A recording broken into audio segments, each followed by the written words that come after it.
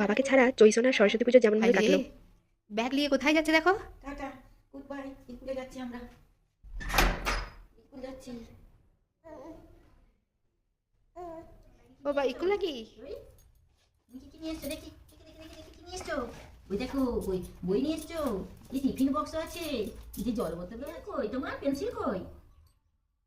দেখি ব্যাগে আছে নিশ্চয়ই। হ্যাঁ, ব্যাগ থেকে বের করোনি তুমি, লিখতে হবার ভয়ে, তাই নয়?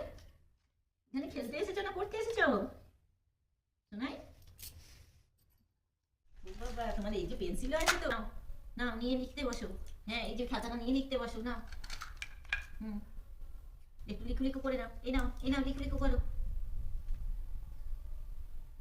আরে ভেবে পাচ্ছে না কোন পেনটা দিয়ে লিখবে।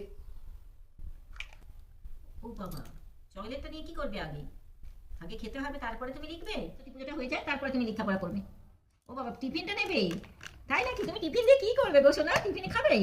এখানে বসে টিফিনটা খেয়ে তারপরে বাড়ি যাবে সোনা? টিফিনে কি নিয়ে এসছো? হাই হাই রে শুয়ে পড়েছে। স্কুলে পড়তে এসেছে, বাদে আবার পড়াশোনা স্টার্ট করবে।